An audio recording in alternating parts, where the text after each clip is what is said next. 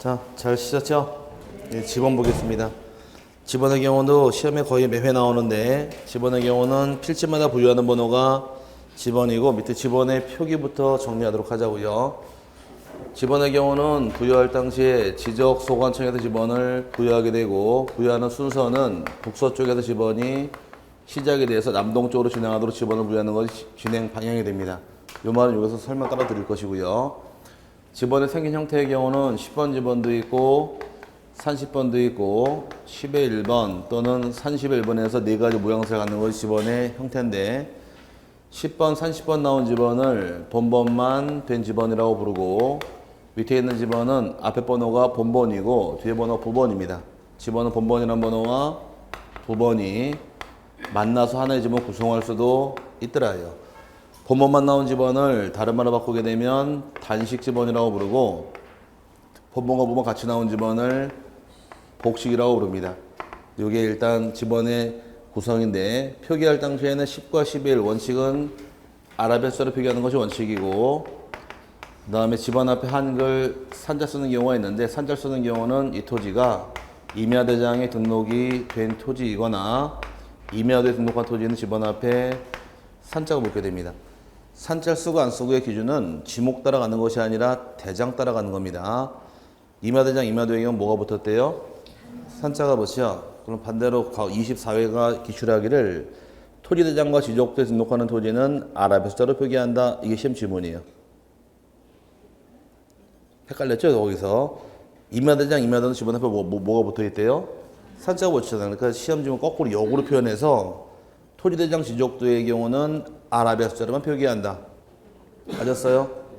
이렇게 나오던 기출문제다 보니까 역으로 표현한 문제의 지문이 또 뭔 말인지 모르는구나. 자, 임야대장, 임야도는 뭘로 붙였대요 지금? 산자가 붙었잖아요. 그럼 토지대장은 숫자로만 나와야 되니까 토지대장과 지적도는 아라비아 숫자로만 표기한다. 맞았어요?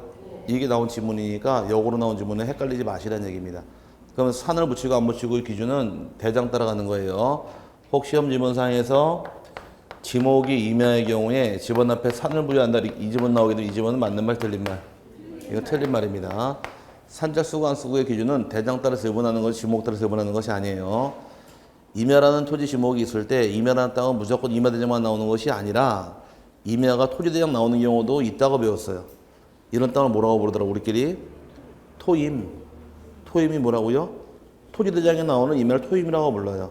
그럼 토지대장에도 임야가 나올 경우에 산자가 안 붙어요. 그러니까 임야라고 다 붙이는 게 아니라 산자 쓰고 안 쓰고는 뭘 따라 세분하더라? 대장 따라 세분하는 겁니다. 근데 10번에 본번과 부번 구성하게 되면 본번과 부번 사이에는 작대기 표시로서 연결하게 되고 읽을 때는 의라고 읽는 것이 방법이에요. 표시는 뭘로 하시고? 작대기. 읽을 때는 의로 읽는데 구별시켜드린 이유는 옛날 기출문제에서 본번과 부번 구성하는 경우에 본번과 부번 사이에는 작대기 또는 의로 표시한다라고 나온 시험 지문이 있게 됩니다. 맞는 말 틀린 말? 틀린 말이죠.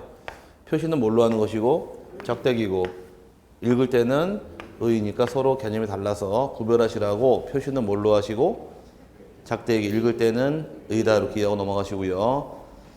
부여 방법에서 세 가지 방법이 따라 나오는데 방법은 기본 위치에 따른 분류가 있고 그 다음에 다음 페이지 보시게 되면 진행 방향 부여 단위란 말이 따라 나오는데 이제 세 가지 방법 여기는 가볍게 봐도 될 것 같아요. 기본이라는 얘기는 번호가 일어난 방향 보고 따지는 것이 기본인데 우리나라 같은 경우는 한글 경우는 지금 가진 책의 경우가 일자를 여기다 주고서 이렇게 가로 쓰기 하고 한자권 같은 경우는 일자를 여기다 주고서 세로 쓰기를 하게 됩니다. 이렇게 내려올 경우에 이제 일자가 시작된 이 위치가 어디냐 보고 나누는 것이 기본의 위치의 뜻이에요. 위치가 방울권의 경우는 위쪽이 북쪽이고 이쪽이 서쪽이 되겠죠. 북서쪽에서 번호가 시작이 됐기 때문에 북서 기번이라고 부르는 것이 우리 집원의 출발점이고 한자권의 경우는 북동에서 번호가 시작이 되어서 여기를 북동 기번이라고 부르는 것이 시작된 위치를 보고 따지는 기준이 되는 겁니다. 우리나라의 경우 북서쪽을 채택하다 보니까 끝나는 방향은 북에서 반대 방향은 남이 되고 서에서 동으로 가는 게 진행 방향이 되므로 우리 집안은 어디에서 어디로 가더라? 북서에서 남동라는 이 말이 따라붙은 것이고, 중국 같은 경우는 시작이 어디래요? 북, 동이 시작이니까 끝나는 방향은 북의 반대말은 남이 되고, 동의 반대말은 서가 되겠죠. 요 진행대로 가는 것이 진행 방향이므로 우리 집어는 요거를 채택을 해서 집어를 무리하는 것이 집어 진행 방향이 됩니다. 요거 뭐 일어난 일자 시간도 위치만 파악하면 될 것이고요. 그다음에 다음 페이지 보게 되면 나오는 것이 이제 진행 방향인데, 진행 방향은 세 가지로 나눠요. 사행식이 있고 기후식이 있고 단지식이 있는데, 사행식의 사자가 뱀사자입니다. 뱀이 기억한 형상을 사행식 거르는데, 뱀이 사는 곳이 도시예요, 농촌이에요? 농촌 지역 내에서 지방부여를 사행식을 가장 많이 쓰게 되고, 우리나라에서 가장 많은 방식입니다.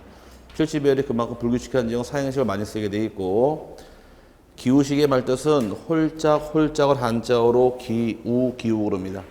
도로가 있다고 가정을 하고, 한쪽은 지방부여를 홀수만 주게 되고 한쪽은 짝수만 줄 때가 기후식의 뜻인데, 이쪽은 1번, 2번, 3번, 4번, 5번, 6번에서 홀수만 다 줄 때를 홀수를 한자어 표기로 기수라고 부르고 오수를 짝수라고 부릅니다.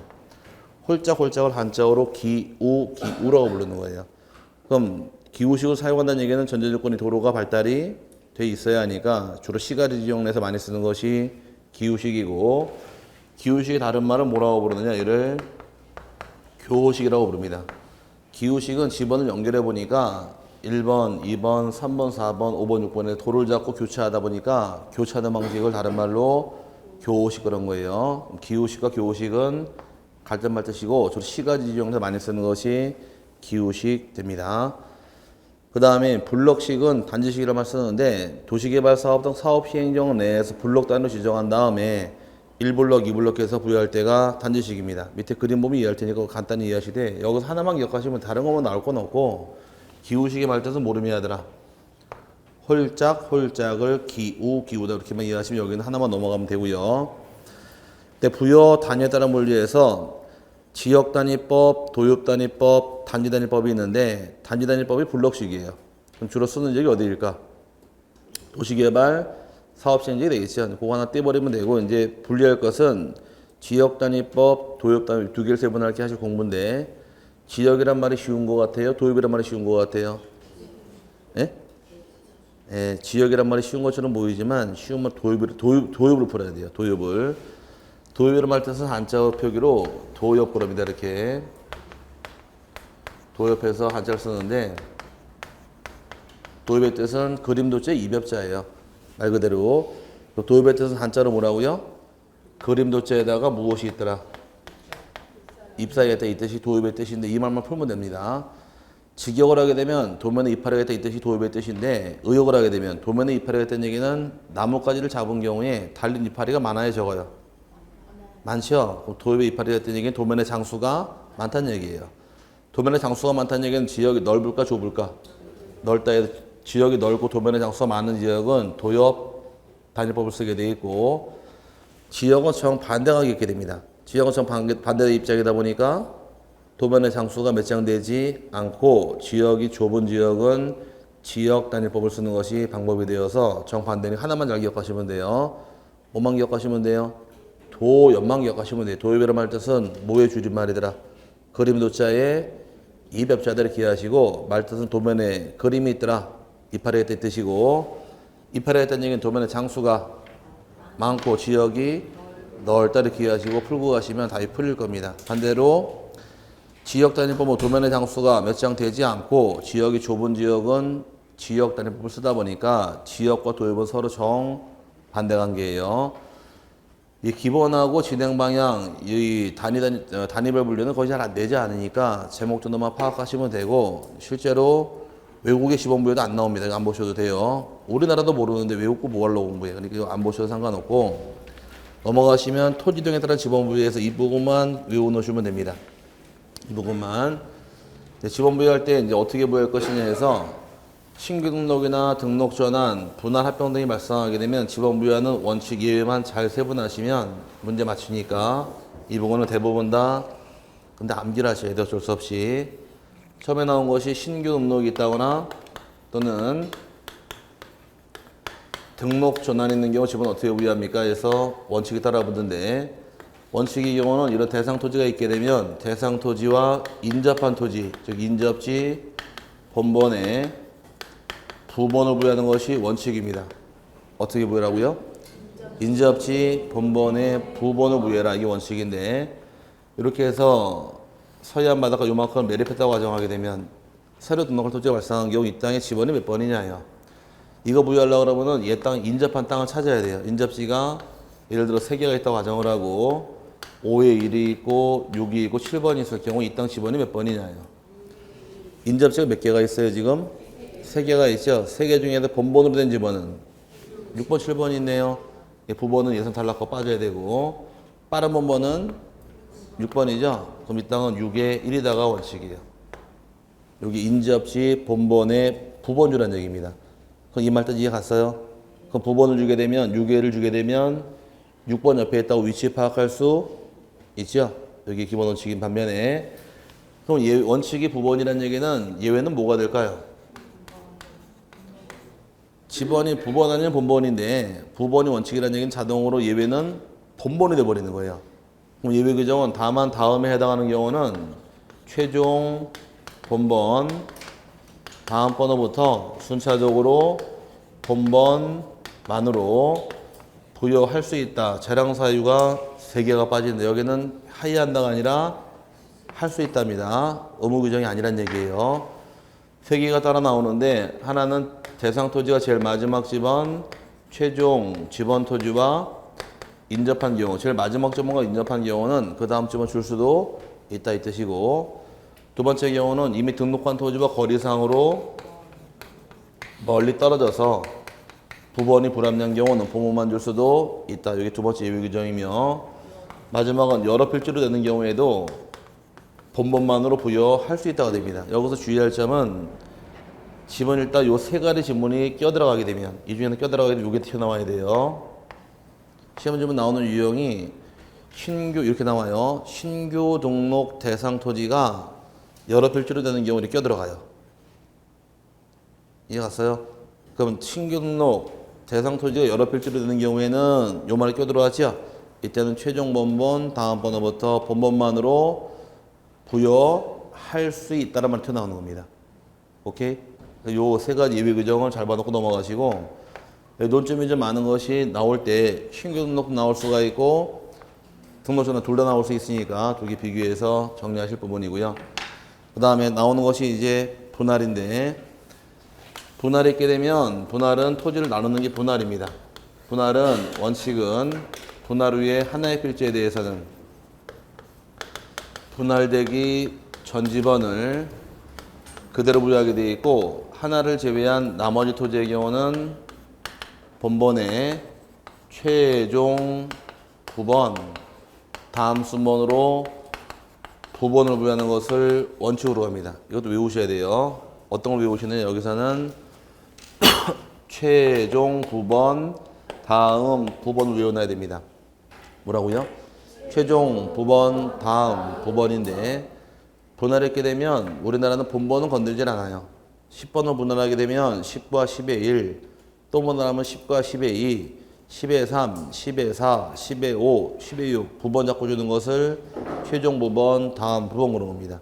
이게 원칙이 반면에 예외 규정의 경우는 이제 분할하는 필지상에 주거나 사무실 등 건축물이 존재해서 이 땅에 건축물이 있을 경우에는 분할되기 전에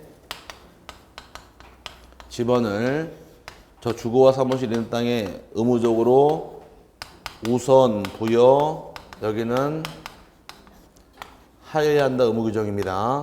할 수 있다가 아니라. 이게 뭔 말인가 보자고요. 자, 예를 들어서 토지가 이렇게 있을 경우에 5번 땅이 있다고 가정하게 되면 5번을 둘로 분할했을 경우, 북서기본 원칙은 이쪽에서 북에서 남으로, 서에서 동으로 와야 돼요. 이렇게 지번이 진행해야 되니까 하나는 5번 여기다 주고 이쪽은 5에 1을 주는 게 순서입니다. 이렇게 지나가게 되어 있는데, 반대로 5번 땅을 분할을 하는데 5번 토지 안에 이렇게 주택이 한 채가 있는 경우에 이렇게 분할을 하게 되면 5와 5일로 가는 게 원칙이죠. 이렇게 진행해야 되는데, 이렇게 건물 있는 경우는 이 방향 따지지 말고 건물 있는 땅, 이 땅에다가 옛날처럼 5번을 의무적으로 부여하라는 얘기예요. 그럼 자동으로 여기는 5에 1이 돼버리겠네요. 이렇게 부여하는 얘기입니다. 이렇게 부여하게 된 계기는 왜 그런가 한번 따져보자고요. 지워버리고 이유만 하시면 돼요. 이유만. 답은 자동으로 나오니까. 토지가 이렇게 똑같이 5번 있다 가정을 하고 5번 토지 안에 건축물이 하나 있는데 주택이 하나 있는데 분할하기 전에 이 토지에 대해서 대장에 나오는 집원은 몇 번일까? 5번. 토지 등기부도 5번. 건축물 대장도 5번. 건물 등기부도 더 5번으로 좀 관리하고 있는 겁니다. 여기까지 이해 갔죠? 이 상태에서 토지를 분할을 했대요.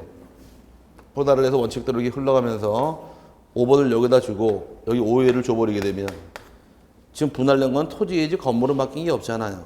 근데 토지가 지번이 5회로 된가 동시에 이쪽에 대장 등기를 다 5회를 다 고쳐야 돼요. 이게 합리적이냐? 아니 부분 어차피 안 이어지니까 여기도 5번을 줘버리고 여기 5회를 줘버리면은 기존 장부들은 손댈 필요가 없잖아요. 어떻게 더 업무가 더 편해요?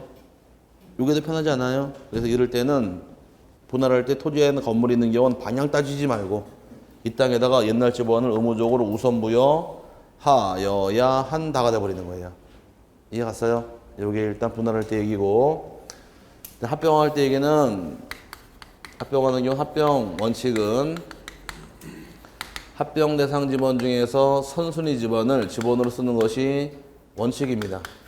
가장 빠른 지번 쓰는 게 원칙이고 선순위의 개념은 본번이 있을 당시에는 본번 중 가장 빠른 선순위 지번을 지번으로 가는 것이 원칙인데 이제 예외 규정은 이제 마찬가지로 합병하는 토지상에 주거나 사무실 중 건축물이 존재해서 이 건축물이 있는 땅의 지번을 토지 소유자가 부여해달라고 신청을 한 때에는 이때는 의무적으로 이 지번을 우선 부여 여기도 하이한다 의무 규정입니다.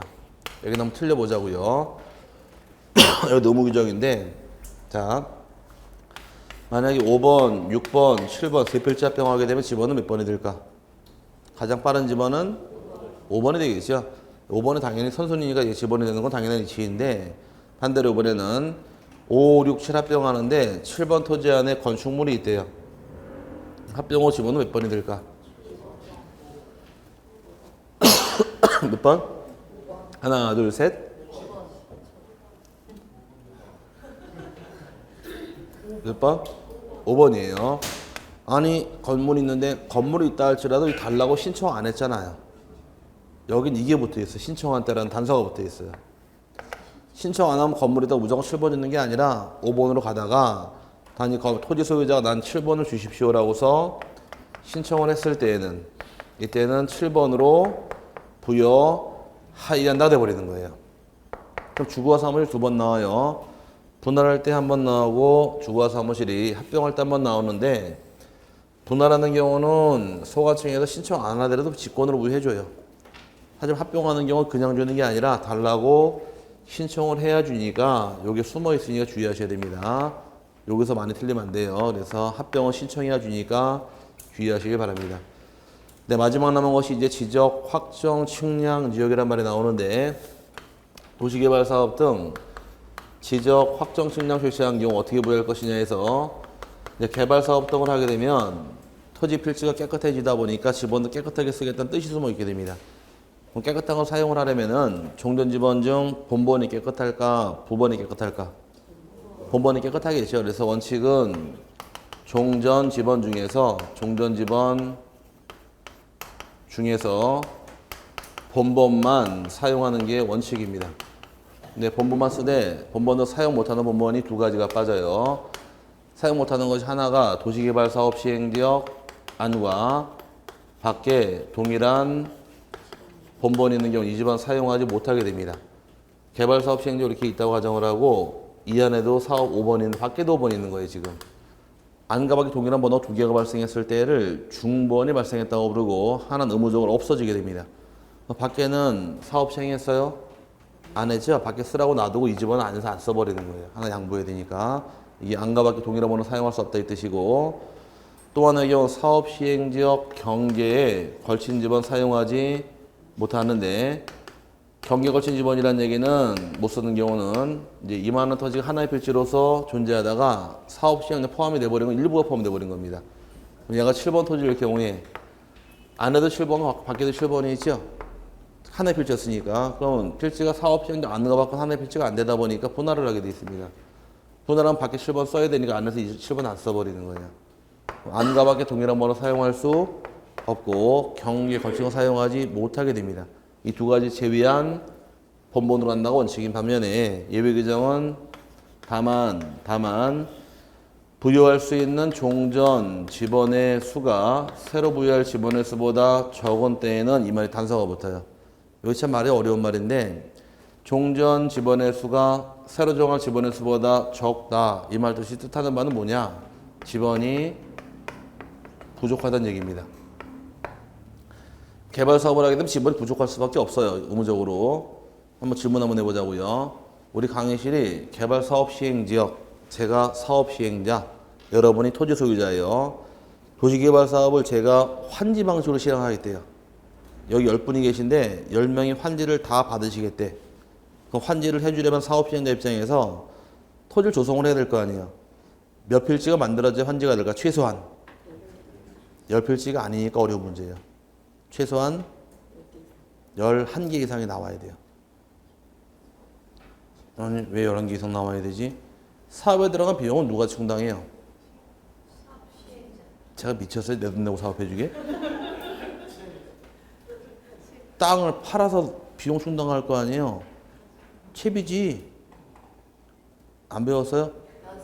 채비지가 나와야 될 거 아니에요, 일단. 그럼 10병 환지해 주더라도 비용 목적에 떼놓은 땅이 있을 거 아니에요. 필지 숫자는 늘어날 수밖에 없는 거예요. 그럼 최소 11개 이상이 나와야지 환지가 되는 거예요.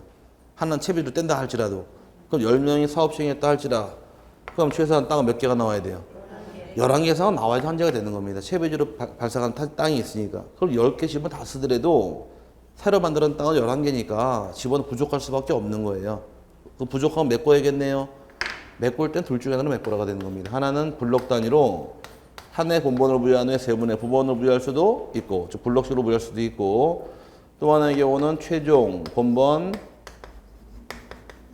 다음 번호부터 순차적으로 본번만으로도 부여할 수 있다. 이게 재량사항이에요.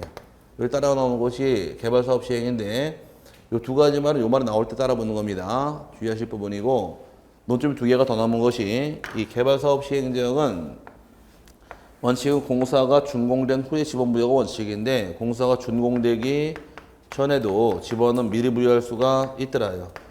미리 부여할 당시에는 이때는 도시개발 사업 계획도에 따라 지번은 미리 부여할 수가 있다가 되는 것이고, 근데 또 하나 논점이 있는 것이 이 지적 확정 측량 실시 지역을 준용해서 지번을 똑같이 부여하는 경우가 세 가지가 있게 됩니다. 여기에 시험에 3번 나왔는데 지번 부여 지역 내 지번을 변경할 당시에도 이 방법을 따라가 지번을 부여할 수가 있고, 두 번째가 행정구역 개편을 통해서 행정구역에 변경이 생기는 경우도 이 방법을 따라갈 수가 있고, 그 다음에 축척을 변경하는 경우에도 이 방법을 따라 지번을 부여할 수 있는 것이 예외 규정이에요.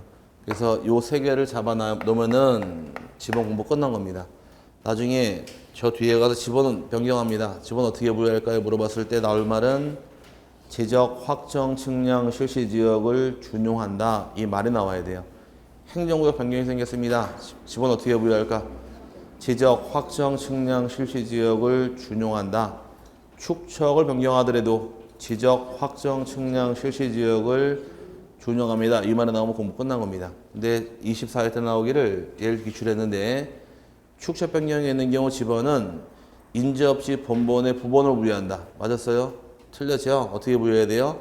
지적 확정 측량 실시 지역을 준용한다. 이 말이 나와야 되니까 여기까지만 정리하시면 저기서부터 여기까지가 한 문제예요. 다 외워야 돼요. 드럽게 맞네. 드럽게 맞는 게 아니라 얘 한 지문, 얘 한 지문, 얘 한 지문, 얘 한 지문 하면 한 문제예요. 아니 하나당 한 지문씩 못 받으면 한 문제 나오니까 여기서부터 여기까지 한 문제를 내요. 근데 해마다 한 문제 나오다가 작년만 한 문제 안 나왔어요. 여기서.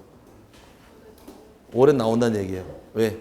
작년에 안 나온 이유가 부동산 종합 공고를 신설하면서 두 문제 뽑다 보니 이걸 빼버렸어요, 문제. 그래서 아마 올해 나올 테니까 반드시 잡아놓고 넘어가시고, 그 다음에 밑에 보시게 되면 지번 변경이란 말이 나오는데 지번 변경의 경우는 이제 지번이 누가 부여했나요? 지적 소관청이 부여했죠. 근데 지번이 순차로 이어지지 않을 때에는 뭐 1번은 전부 다 똑같이 지번 부여 지역을 지번을 변경할 수가 있는데 변경할 때는 절차하고 방법 두 개만 띄시면 돼요.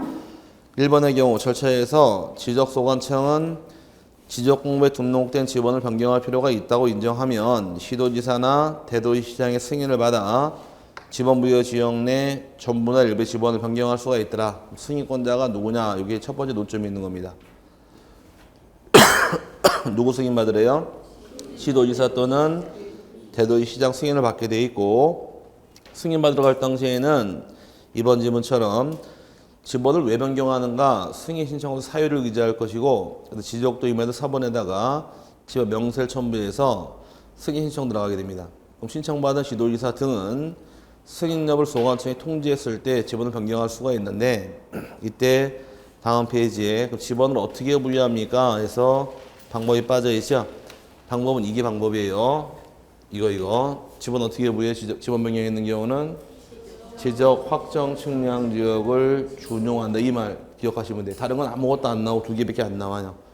지번의 변경에 있는 경우 지번 변경할 때 거치는 절차는 누구 승인 받아야 돼요? 시도지사나 대도시장 승인 받아라. 그 첫 번째 하나 논점이고 그 2번, 3번 절차는 안 보셔도 되고 안 나오니까 지번 어떻게 부여합니까? 그걸 기억하셔야 돼요. 부여하는 것은 지적 확정 측량 실시 지역을 준용한다. 이 말만 나오면은 지번 공부 끝난 거니 거기까지만 세분하시길 바라고 그 다음에 190페이지에서 결번이란 말이 나오는데 결번이 발생하는 경우는 외우는 게 아니라 여기 본 다음에 말을 풀자고요. 결번 실판에서 자 여기 잠깐 보세요. 요것만 하면 다 외운 거예요. 외우는 게 아니라 요거 거물 없다고 가정하고 5, 6, 7 합병하면 지번이 어떤 게 지번이에요? 아니 5, 6, 7 합병하면 지번은 5번이죠? 거물이 없다고 인정하게 되면 그럼 6, 7번은 없어질 거 아니에요. 없어지는 번호가 결번이라고 부르는 거예요. 오케이? 그럼 결번이 발생하고 안 발생하고 외우는 게 아니라 여기 써 있는 거 가지고 응용만 하시면 돼요. 칠판에서 자 신규 등록이라는 것은 지번을 새롭게 부여하는 것이에요. 번호를 죽이는 거예요. 새로 부여하는 거죠. 그럼 결번이 발생할까 발생하지 않을까? 발생하지 않을 거 아니에요. 얘는 결번 발생할 이유는 없다예요. 그럼 등록전환 결번 발생할까요? 조금 생각해 보시면 등록전환은 뜻이 뭐였었어요?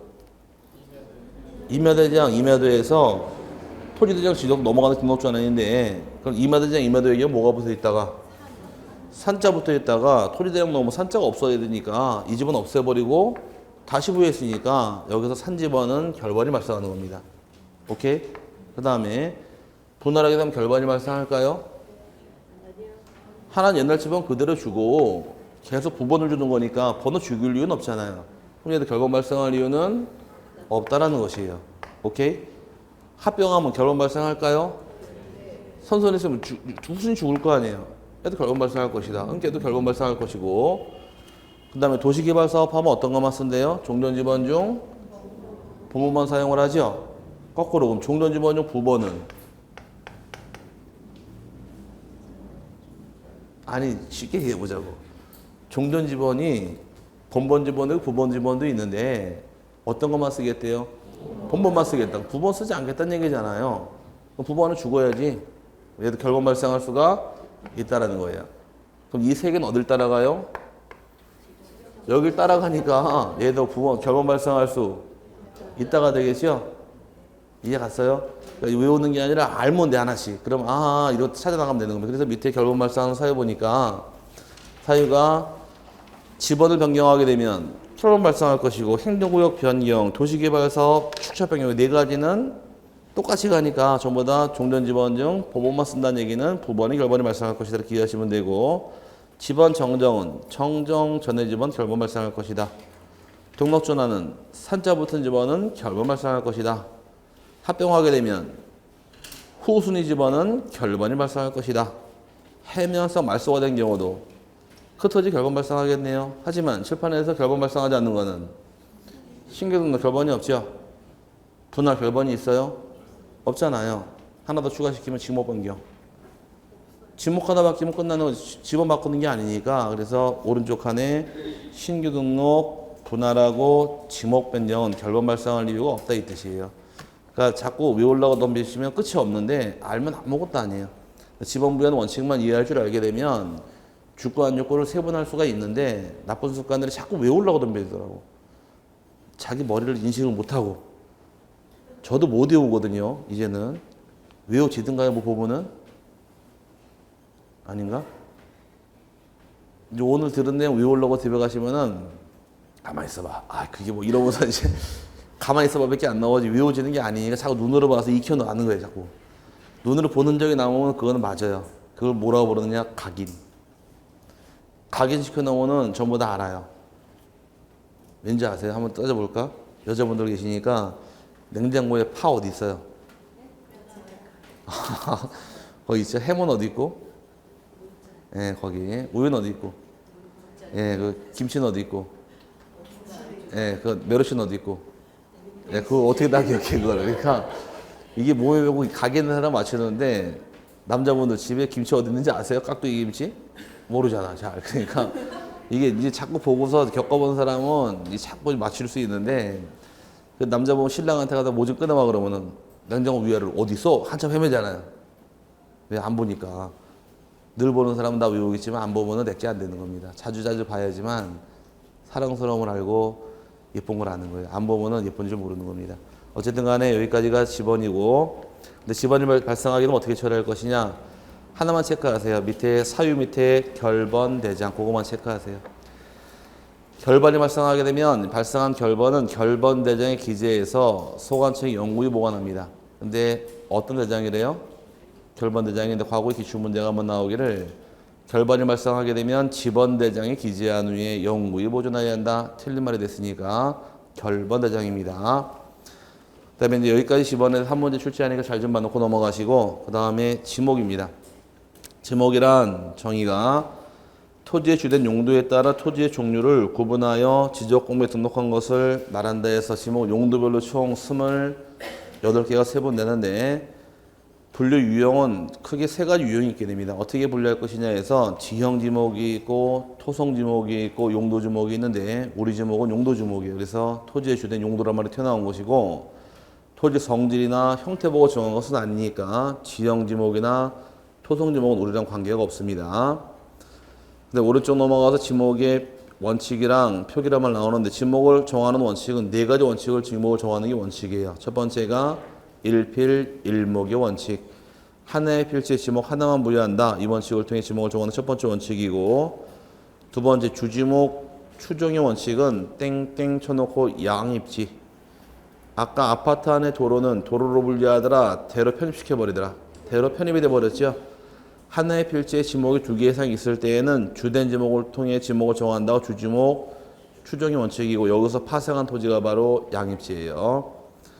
세 번째 경우는 영속성의 원칙은 다른 말로 일시, 변경, 불변의 원칙 이런 말 쓰는데 용도 보고 지목을 정할 때 용도가 일시로 바뀌었다고 해서 지목을 바꿔줄 수는 없다가 됩니다. 그래서 일시 변경은 불변이라고 쓴 겁니다.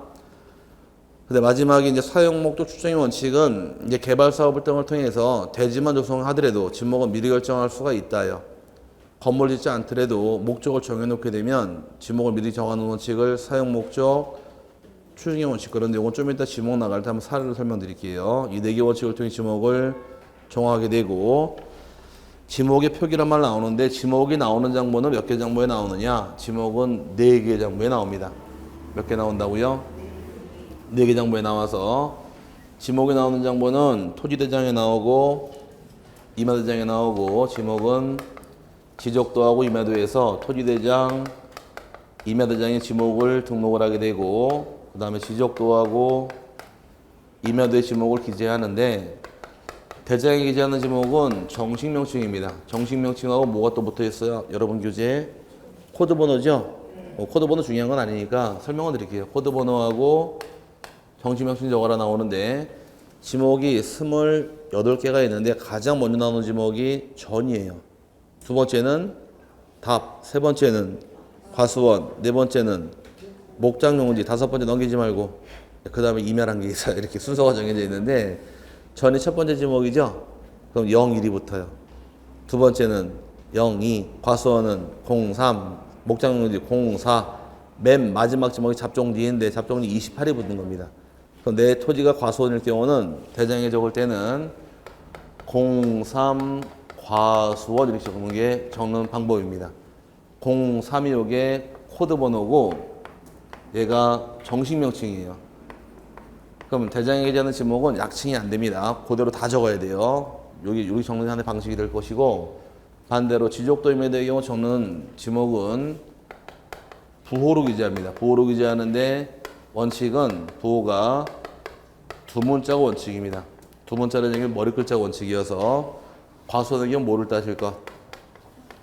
과를 따게 됩니다. 한 글자만 따 등록하는 것이 도면기재할 때 얘기인데, 예외 규정은 머리 글자 겹치는 경우는 두 번째 글자 차 문자 따는 경우가 네 가지가 있더라요. 요걸 기억하셔야 돼요. 차 문자의 경우는 하천의 경우는 하를 따는 게 아니라 천을 땁니다.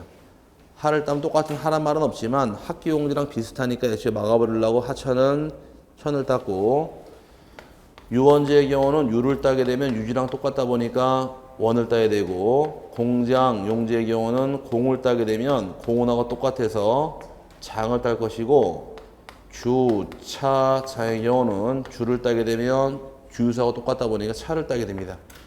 이 네 가지는 외우셔야 돼요. 이 네 가지를 제외한 24가지는 전부 다 머리 글자입니다. 그러면 과수원은 뭐를 땄어요? 과. 잡종지는 잡. 묘지는 묘. 광천지는 광을 따고, 목장용지는 뭐를 따라 그랬어요? 목을 따라 그랬죠. 그래서 다 따게 돼.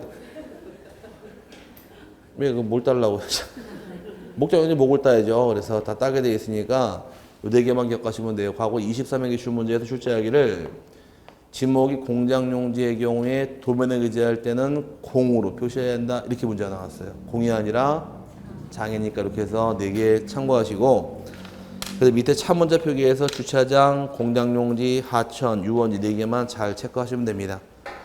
지목을 시험에 내기는 대놓고 지목 물어봅니다. 어떤 토지 뭐냐 해서 법조문까지만 읽어드릴 거예요. 첫 번째가 전. 물을 상시적으로 이용하지 아니하고 곡물, 원예작물, 약초, 뽕나무, 당나무, 묘목, 관상 수등의 식물을 주로 재배하는 토지와 식용을 위하여 죽순을 재배하는 토지는 전으로 한다. 물을 이용하지 않고 작물을 재배할 때가 전이 되고, 그 다음에 두 번째가 답. 물을 상시적으로 직접 이용하여 벼, 연, 미나리, 왕울 등의 식물을 주로 재배하는 토지는 답으로 한다. 물을 이용해 재배하게 되면 답이 됩니다.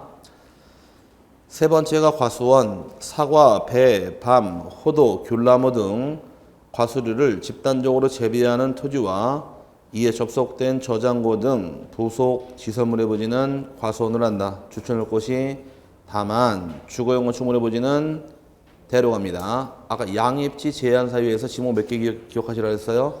3개. 과수원하고 옥장용지하고 묘지 기억나세요? 과수원 안에 있는 주거용 건축물의 부지는 대로가지, 과수원을 양입시킬 수는 없는 겁니다. 다음에 네 번째 경우가 목장용지인데, 축산업 및 낙농업을 하기 위하여 초지를 조성한 토지 목장용지이며, 축산법 제2조 1호의 규정에 의한 가축을 사육하는 축사 등의 부지도 목장용지가 되고, 위의 토지와 접속된 부속 시설물의 부지는 목장용지로 한다. 또 추천할 것이 다만 주거용 건축물의 부지는 마찬가지로 대로갑니다. 이제 2개 나왔고요. 넘어가시게 되면 이제 다섯 번째가 임야. 산림 및 원해를 이루고 있는 수림지, 중림지, 암석지, 자갈 땅, 모래 땅, 습지, 황무지 등의 토지 임야로 한다. 임야는 가능한 한 외우시라 그랬습니다. 임야 어떻게 외우실까? 임야는 뒤를 따시라 그랬죠? 지, 땅, 진 임야예요. 임야가 뭐라고요? 아, 그게 뭔데요? 아, 임야가 뭐냐니까. 자꾸 지지 땅땅 하지 마시고, 이제는 이제 풀어야 돼, 말을 슬슬. 수림지, 중림지, 암석지, 자갈 땅, 모래 땅, 습지, 황무지까지 임야가 됩니다. 다녀보시 습지라 그래가지고서 물 고이고 갈대발이 있고 막 한데 그래도 지목은 임야예요. 물이 있다고 임야가 아닌 게 아니라 우리가 임야라는 건 폭이 좀 넓습니다. 법에서 따지는 것은. 그 다음에 이제 6번의 광천지 지금 읽어드리는 법에 나온 것까지 읽어드리는 거예요. 밑에 따라본 해설은 따로 읽는 게 아니라 시험 지금은 법에 읽는 것까지 나옵니다. 시험에선. 광천지 지하에서 온수, 약수, 석유류 등이 용출되는 용출구와 그 유지에 사용되는 부지는 광천지로 한다.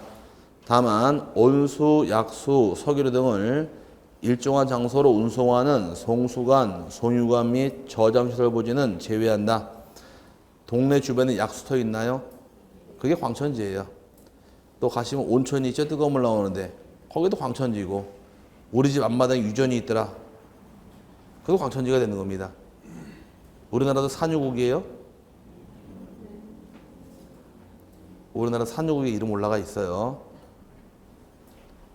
아니 맞대니까 이상해 오지 마시고 진짜예요. 나중에 우리나라 대한민국 산유국 만나면 쳐보세요. 네이버에 그럼 나올 거야. 산유국이라고. 그 유전이 있으면 유전도 광천지가 되는 겁니다. 하지만 다만서부터 저장시설 부지까지는 가로에 들어가 있지 뭐라고 써 있어요? 잡종지로 분류하다 보니까 광천지에서 제외시킵니다. 7번째 염전, 바닷물을 끌어들여 소금을 채취하기 위하여 조성된 토지와 이에 접속된 제염장 등 부속 시설물의 부지는 염전으로 한다. 다만 천일전 방식에 의하지 아니하고 동력에 의하여 바닷물을 끌어들여 소금을 제조하는 공장 시설물의 부지는 제외한다. 천일전 방식으로 소금을 제조하게 되면 염전이 되겠지만 동력을 통해 바닷물을 끌어들이게 되면 이때 지목은 공장 용지로 바뀌어버리니까 염전으로 분류하진 않습니다. 그 다음에 8번의 대. 영구적 건축물 중 주거, 사무실, 점포와 박물관, 극장, 미술관 등 문화시설과 이에 접속된 정원 및 부속 시설물의 부지는 대로 한다. 그 다음에 국토의 기획 및 이용에 관한 법률 등 관계법령에 의한 택지 조성공사가 중공내 토지도 지목은 대로 하는데 아까 사용목적 추정의 원칙 기억나세요? 지금의 경우 택지만 조성했지 아직 건물 지은 게 없잖아요. 그래서 목적을 따라 지목을 미리 결정할 수가 있다. 이게 바로 사용목적 추정의 원칙을 통해 지목을 미리 대로 결정할 수가 있게 되는 경우고요. 그 다음에 이제 9번째가 공장용지. 제조업을 하고 있는 공장, 시설물의 부지, 공장용지이며 산업 집적 활성화 및 공장 설립에 관한 법률 등 관계법령에 의한 공장부지 조성공사가 중공내 토지도 지목은 공장용지로 갑니다. 그 다음에 세 번째가 위와 같은 토지에 있는 같은 구역 안에 있는 의료시설 등 부속 시설물의 부지는 공장용지로 가는데 하나 참고할 것이 공장 안에 있으면 지목은 전부 다 공장용지예요. 공장 안에 의료시설, 공장 안에 창고, 공장 안에 주차장, 기숙사 다 공장용지니까 따로 분류하지 않습니다. 그 다음에 10번째가 학교용지. 이건 하나만 보시면 됩니다. 한 줄만. 학교의 교사와 이에 접속된 체육장 등 부속 시설물의 부지는 학교용지를 한다. 이거 어른 내용은 없고. 11번째가 주차장. 자동차 등의 주차에 필요한 독립적인 시설을 갖춘 부지와 주차 전용 건축물 및 이에 접속된 부속 시설물의 부지는 주차장으로 한다. 다만 단서조항에서 따라보는 것들이 아닌 것이 나오는데 주차장이 되기 위한 조건은 토지이건 건물이건 주차 전용으로 쓸 때만 주차장이 되는 겁니다. 그래서 아닌 것들은 주차장법 제2조 제1호 가목 및 다목의 규정에 의한 노상 주차장 및 부설 주차장이 아니다요. 노상 주차장은 지목이 도로가 되고 부설 주차장은 주된 지목을 따라갑니다. 여러분 사시는 아파트 안에 주차장 있나요? 단지 안에? 그건 지목은 대가 되는 것이고 공장 안에 주차장은 공장 용지로 가니까 주차장으로 볼 수 없다 이 뜻이고 그 다음 따라붙은 것이 이제 자동차 등의 판매 목적으로 설치된 물류장 및 야외전 시장 등은 주차장으로 보지 아니한다 단서가 붙어 있는데 물류장, 야외전 시장은 일반적으로 잡종지로 분류합니다. 물류장의 경우는 뭐 건물이 있나 없나 따지기도 하는데 그냥 몰아서 그냥 잡종지로 보시면 되고 근데 시험에 나오는 것은 물류장 지목이 뭐냐가 물어보는 게 문제가 아니라 물류장이 주차장입니까? 아닙니까? 이걸 모르면 문제인 거지. 물리장을 굳이 외울 필요는 없어요. 그 다음에 이제 12번째가 주유소 용지. 석유 제품 또는 액화석유가스 등의 판매를 위하여 일정한 설비를 갖춘 시설물의 부지 주유소 용지이며, 두 번째가 주유소 및 원유주정소의 부지와 이에 접속된 부속 시설물의 부지는 주유소 용지란다. 그 두 번째가 주유소가 저유소예요. 주유소 및 원유주정소 부지가 아니라 저유소 및 오타가 난 겁니다. 저유소 및 원유주정소의 부지와 이렇게 들어가야 돼요.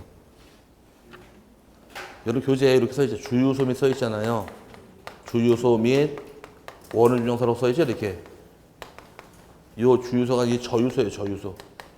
저유소하고 원유주정소의 부지와 이에 접속된 부속 시설물의 부지는 주유소 용지로 가고, 그 다음에 자동차, 선박, 기차 등의 제작 또는 정비 공장 안에 설치된 급유나 소음시설 등의 부지는 주유소 용지로 보지 아니한다.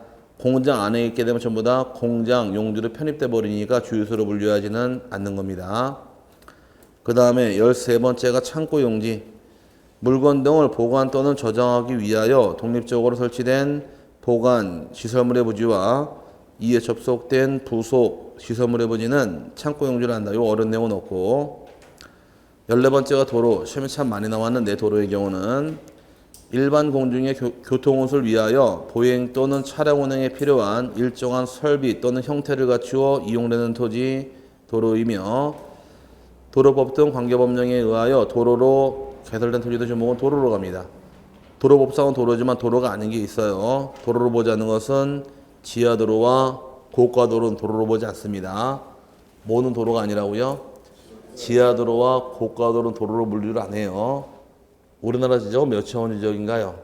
2차원이니까 땅속에 내려가는 지하도로나 하늘로 날아가는 고가도로는 도로로 분류 못하게 되어 있습니다. 우리 학원 앞으로 전철 4호선 지나가죠? 지상에 있나요? 고가로 있나요? 고가로 있죠? 지적 돌 때 보게 되면 전부 다 도로로만 나오지 이거 안 나와요. 구조물들은. 그래서 이 2차원 지적이 한계예요. 또 을지로 가면은 지하상가 있죠? 크게. 다 도로로만 나오지 지하상가 안 나옵니다. 왜? 2차원 지적 수평만 따지기 때문에 지하로 들어간다거나 하늘 날아가는 거는 표시 못하므로 지하도로와 고가도로는 도로로 분류하지 못합니다. 그 다음에 세 번째 점에 고속도로 안에 휴게소 부지도 주목은 도로로 분류하는데, 휴게소 상점이니까 대가 아닌가요? 대가 아니라 도로입니다. 이따 끝나고 묶어드릴게요. 그 다음에 네 번째 점에 두 필지 이상에 진입하는 통로로 이용되는 토지도 주목은 도로로 갑니다.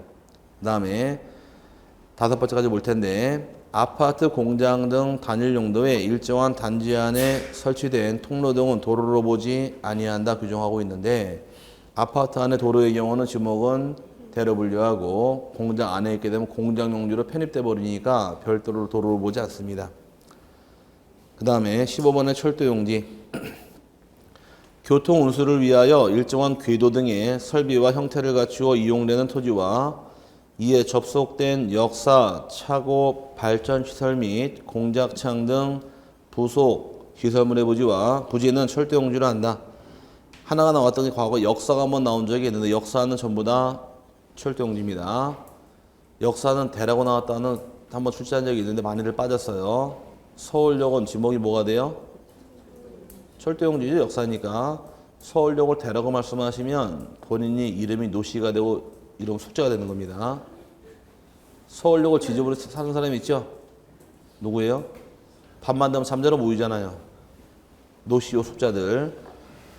그래서 서울역은 철도용지가 될 것이고, 그 다음에 16번의 제방. 조수, 자연유수, 모래, 바람 등을 막기 위하여 설치된 방조제, 방수제, 방사제, 파제 등의 부지는 제방으로 한다. 제방은 네 가지입니다. 방조제, 방수제, 방사제, 방파제까지를 제방이라고 부르고, 17번의 하천. 자연의 유수가 있거나 있을 것으로 예상되는 토지는 하천으로 한다. 현재 흐르고 있어도 하천이 되겠지만 예상해도 하천이 되는 경우는 대표적인 것이 한강에 있는 둔치. 한강 고수부지에다가 한강 시민공원 만들어 놓고 체육공원 만들어 놨다 할지라도 비가 많이 오게 되면 물이 흘러갈 걸 예상할 수 있으니까 지목은 전부 다 하천이에요. 그 다음에 18번의 국어. 용수 또는 배수를 위하여 일정한 형태를 갖춘 인공적인 수로 똥 및 그 부속 시설물의 부지와 자연의 유수가 있거나 있을 것으로 예상되는 소규모 수로 부지는 국어로 한다. 규모가 큰 물길은 하천이 되겠지만 소규모 수로 부지, 즉 또랑 등은 전부 다 국어가 됩니다. 20번의 유지. 물이 고이거나 상시적으로 물을 저장하고 있는 댐, 저수지, 소류지, 호수, 연못 등의 토지와 연, 왕골 등이 자생하는 배수가 잘 되지 아니하는 토지는 유지를 한다. 흔히 물 고인 땅들을 유지라고 부릅니다. 시골 가면 논이 쭉 있으면 논 저 꼭대기 가시면 관계시설 저수지가 있어요. 저수지가 전부 다 지목은 유지예요. 그 다음에 20번의 양어장. 육상에 인공으로 조성된 수산생물의 번식 또는 양식을 위한 시설을 갖춘 부지와 이에 접속된 부속 시설물의 부지는 양어장으로 한다. 양어장이 되기 위한 조건은 육상에 조성해야지만 지목은 양어장입니다. 바다 한가운데 만드는 가두리 양식장은 지목을 정할 수가 없는 거예요. 그거 하나 주의하시면 되고. 21번째가 수도용지. 물을 정수하여 공급하기 위한 취수, 저수, 도수, 정수, 송수 및 배수시설의 부지 및 이에 접속된 부속 시설물의 부지는 수도용지를 한다. 이건 어려운 내용은 없고. 그 다음에 22번째가 공원. 일반 공중에 보건, 휴양 및 정서 생활에 이용하기 위한 시설을 갖춘 토지로서 국토의 계획 및 이용에 관한 법률에 의하여 공원 또는 녹지로 결정고시 된 토지는 공원으로 한다.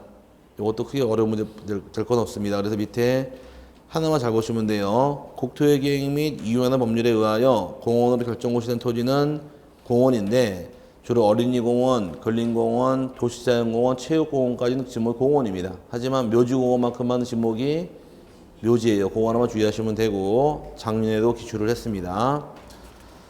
넘어가 23번째 체육용지. 국민의 건강 증진 등을 위한 체육활동에 적합한 시설과 형태를 갖춘 종합운동장, 실내체육관, 야구장, 골프장, 스키장, 승마장, 경륜장 등 체육시설 토지와 이에 접속된 부속 시설물의 부지는 체육용지를 한다. 야구장이든 골프장이든 스키장이든 승마장, 경륜장 전부 다 체육용지이며 다만 체육시설로서 영속성과 독립성이 미흡한 정구장, 골프연습장, 실내 수영장, 체육도장까지는 대로 분류합니다. 애들 태권도장 어디 있어요? 남의 건물 새 들어가 있지 않나요? 그건 지목이 대가 되는 것이고, 유수를 이용한 요트장, 카누장은 흘러가는 물에서 배를 탑니다. 한강에서 배 한 번 탔다고 지목이 바뀌는 건 아니란 얘기예요. 원래대로 가니까 하천이 될 것이며, 산속에는 야영장, 산림하는 야영장은 지목이 임야로 분류하니까 체육용지로 분류하지는 않습니다. 그 다음에 유원지. 일반 공중에 위락, 휴양 등에 적합한 시설물을 종합적으로 갖춘 수영장, 유선장, 낚시터, 어린이 놀이터, 동물원, 식물원, 민속촌, 경마장 등의 토지와 이에 접속된 부속 시설물의 부지는 유원지로 한다. 다만 이들 시설과의 거래 등로부와 독립적인 것으로 인정되는 숙식시설 및 유기장의 부지와 하천, 국어, 유지로 분류되는 것은 제외한다 규정하는데, 민속촌도 지목은 유원지이고 경마장도 지목은 유원지예요. 위에 나와 있는 경륜장, 승마장은 체육용지, 경마장만은 유원지입니다. 근데 이 유원지, 민속촌 안에 숙식시설, 유기장 이런 게 있더래요. 그럼 지목은 다 유원지입니다. 근데 유원지가 떨어져 있는 경우는 유원지로 볼 수는 없으니까 유원지와 독립적인 시설들은 전부 다 유원지로 보지 않는다 이 뜻이에요. 단 유원지 안에 있으면 지목은 전부 다 유원지로 갑니다. 이제 거의 다 왔으니까 묶어드릴게요. 그 다음에 25번째가 종교용지. 일반 공중에 종교식을 위하여 예배, 법요, 설교, 제사 등을 하기 위한 교회, 사찰, 향교 등 건축물의 부지와 이에 접속된 부속 시설물의 부지는 종교용지를 한다. 주로 잘 나오는 것이 사찰입니다. 절. 경제 불국사 지목은 종기용지, 양산 통도사, 합천 해인사, 구례 화엄사. 절은 무조건 다 종기용지예요. 그 다음에 이제 26번의 사적지. 문화재로 지정된 역사적인 유적, 고적, 기념물 등을 보존하기 위하여 구획성 소지는 사적지로 한다. 다만 이 사적지가 학기용지, 공원, 종기용지 등 다른 지목으로 된 토지 안에 있는 유적, 고적, 기념물 등을 보호하기 위하여 구획성 소지는 제외한다. 이 사적지가 학기용지 안에 있게 되면 학기용지로 편입, 공원 안에 있게 되면 공원으로 편입, 종기용지 안에 있다라 종기용지로 편입시켜버리지 별도로 정하는 것이 아니에요. 이제 거의 다 왔으니까 묘지부는 풀어드릴게요. 묘지는 사람의 시체나 유골이 매응된 토지 묘지이며 도시공원법에 의한 묘지공원으로 결정 고시된 토지도 묘지이고 토지 및 장사 등에 관한 법률 제2조 제8호 규정에 의한 납골시설, 납골 지어버리시고 납골자 지어버리시고 봉안 지금은 납골당이라는 말 안 써요. 지금 이렇게 써야 돼. 봉안시설. 납골 지금 법조문이 이거예요. 봉안시설과 이에 접속된 부속 시설물의 부지는 묘지로 한다. 주의할 점이 묘지 관리를 위한 건축물의 부지는 대로 간다요. 이제 다 나왔는데 지목이 대인 경우 양이 못하는 거 몇 개 있다고 배우셨어요? 3개 있다고 배웠죠? 대의 경우 양이 못하는 토지가 크게 과수원이 있었고 아까 목장용지 있었고 또 하나 묘지 있었네요. 이 지목이 참 중요한 것인데 잘 들으실 것. 지목을 내는 하나의 참 잘 나왔던 유형 중에 하나가 어디 안에 뭐 이렇게 물어봐요. 공장 안에 의료시설 이렇게 물어보게 되면 답은 항상 앞에 게 답이에요. 그럼 공장 안에 의료시설은 의료시설 물어본 거예요? 공장 물어본 거예요? 공장용지 물어본 겁니다. 그럼 어디 안에 물어보면 다 뭘로 푸실 것? 앞에 거예요. 그럼 고속도라는 휴게소 부지는 고로. 그 다음에 법주사 안에 국보인 석등 법주사 종교용지 이해 갔어요? 그럼 어디 안에 모르면 다 뭐가 답이다? 앞에 게 답이니까 유원지 안에 숙식시설 유원지 자동차 선박 기차 제작한 공장 안에 있는 주유기 공장용지 이해 갔어요? 그럼 어디 안에 모르면 다 뭘로 푸실 것? 앞에 게 답이란 얘기예요. 하지만 뒤에 거로 푸는 게 3개가 있어요. 여기에 과수원 안에 있는 주거용 토지는 대 목장 안에 주거용 토지 대 묘지 안에 건축물의 부지 대 요거만 뒤에 거예요. 오케이? 그럼 어디 안에 뭐 그러면 뭘로 푸시되? 앞에 걸로 답을 잡아내시되 뒤에 걸로 푸는 게 3개가 있다는 얘기예요. 근데 이게 중요한 거예요. 그래서 아까 첫 시간에 양임시 배울 당시에 요 3개는 이따 지목 배울 때 요근하게 써먹을 테니까 이따 보도록 하지요 하고 밀었던 게 여기서 밀은 거니까 요 3개 지목은 기본적으로 암기하셔야 됩니다. 그 다음 마지막 남은 게 잡종지인데 잡종지란 땅은 아까 이면랑 좀 비교하셔야 돼요. 이면은 어떻게 시작해서 어떻게 끝났어요? 이면은 지, 땅, 지다. 기억나세요? 수림지, 중림지, 암석지, 자갈땅, 모래땅, 습지, 황무지까지 임에다 이렇게 설명드렸었는데 잡종지라는 땅은 천만당스럽게 지는 땅이란 말이 없어요. 헷갈리기 딱 좋은데 처음 나온 게 갈대밭 나와 있죠?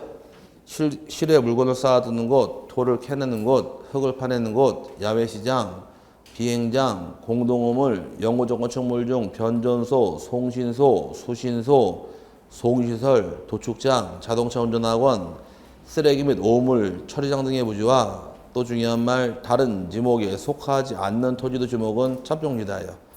요것 때문에 또 문제가 여러 번 나왔는데 또 하나 잘 주는 유형 중에 하나가 법이 아예 없는 걸 줘버립니다. 법이 없는 거 이 땅 지목이 무엇이냐 물어봐요. 안 배운 거 나오면은 잡종지예요. 옛날 그 주문제가 콩나물을 재배하는 땅 지목이 뭐냐요. 콩나물 재배하는 땅 어디서 나왔어요? 안 나왔죠. 잡종지. 그 다음에 농어촌 휴양지역 내 야영장. 잠깐 대기. 그럼 농어촌 휴양지역 내 야영장을 냈다는 얘기는 물어보는 논점이 야영장 물어본 거 휴양장 물어본 거예요. 농어촌 휴양지역 내 야영장을 시험에 냈다는 얘기는 야영장 지목을 물어보는 거예요? 휴양장 물어보는 거예요? 휴양장 물어보는 거죠? 어디 안에 뭐 물어보면 항상 앞에 거라 그랬으니까 뒤에 거로 가는 거 3개 외에는 앞에 거라 그랬잖아요. 그럼 휴양지 어디 나온 거 아니잖아요.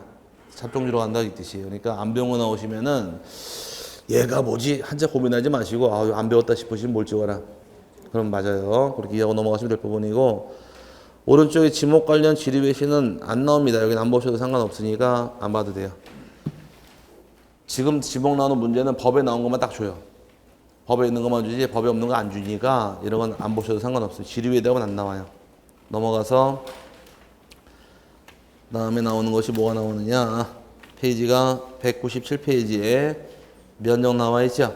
여기도 10분 쉬었다가 1시간 더 하고 마치도록 하죠.